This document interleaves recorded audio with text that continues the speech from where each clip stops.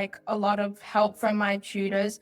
It helped me get better. And as you can see now, I've improved a lot, which has made my confidence also go up a lot.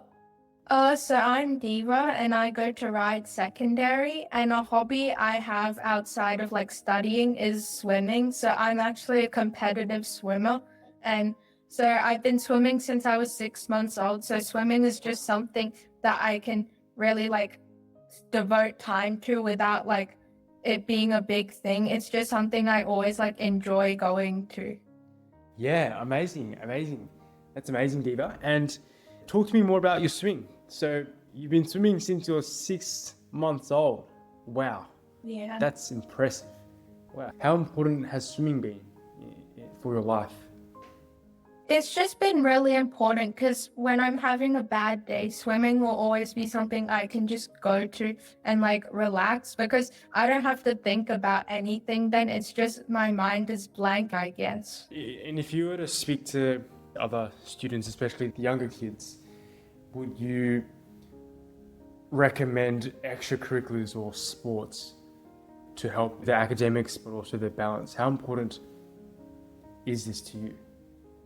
Yeah, it's really important because not only does it teach you how to be a team player, how to like be in a certain environment, it also teaches you things like time management. Because say on for me, especially on Tuesdays, I have to wake up at 5 a.m. for swimming, and then I go to school, obviously, and then in the afternoon I have activities outside of school, which also and it also gives you like friends as well, because it's not just your school friends. You see three different sets of friends in a single day.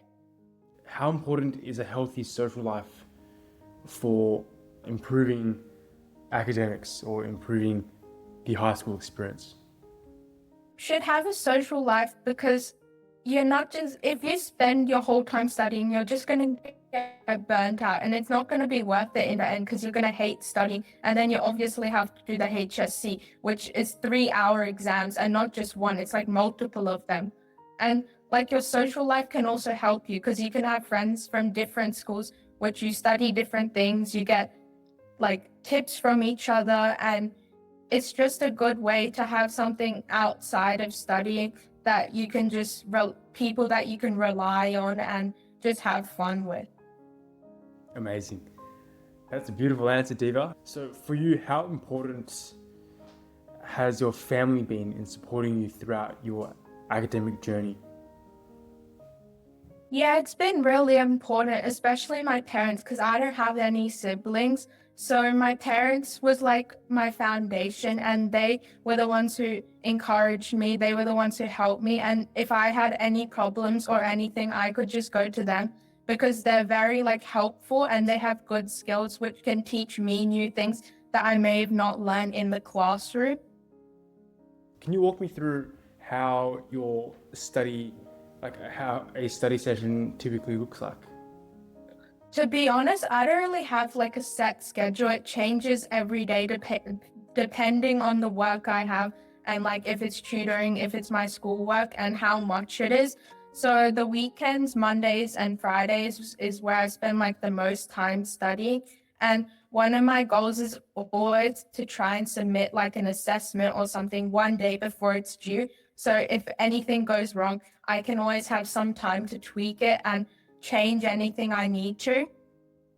And then I just try to like keep a balance between my schoolwork and like my social life as well, because if I have too much work, I can always ask my friends how to do it and if they can help me understand it better in any way.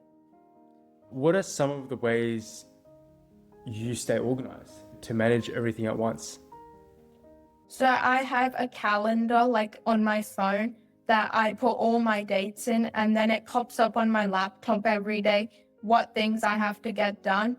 And then I also use like a physical whiteboard, which I write down like all my homework after school and when it's due. And then when I rub things off, it just feels like I've accomplished something. So it just helps a lot in my motivation.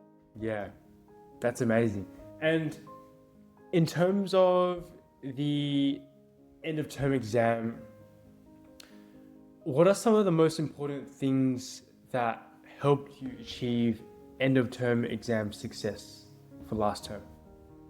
Definitely looking back at all the content we covered. And another thing I used was the recordings, because some things that may not always be on your document come up in the recordings, like your tutor's tips and stuff.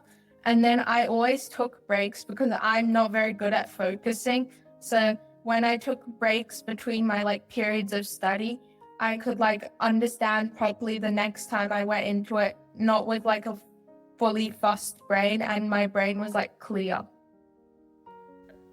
What was the hardest part about end of term exam preparations and getting ready for your assessments? I think there was two things. The first thing being time management, because at the end of the term, you also have all your school assessments. So trying to find a balance between your school and trying to memorize all of the content we learned here.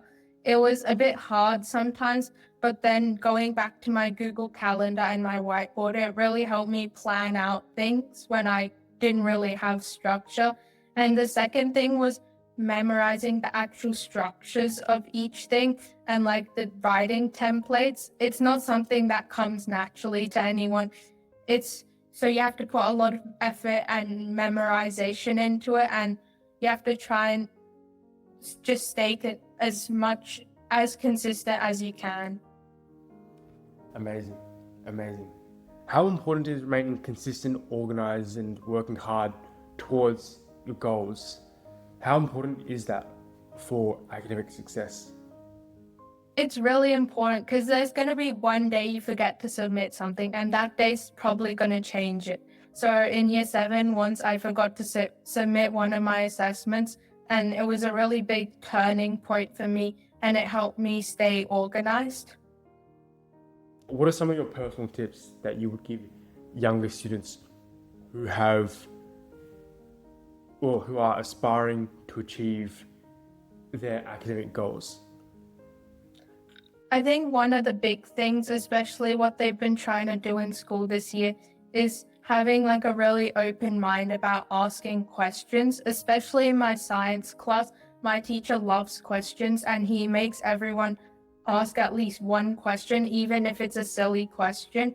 And I think that just shows that the more you ask, the more you're going to get out of it.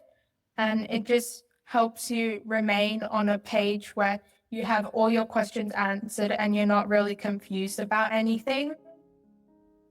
You don't have to ask it in front of the class. You can like ask privately, or it doesn't have to be like a big question. It could just be something simple that you ask by yourself and not in front of your whole class, because I know that can be embarrassing, especially when it seems like a silly question. So you can ask privately as well. It doesn't always have to be in front of your whole class.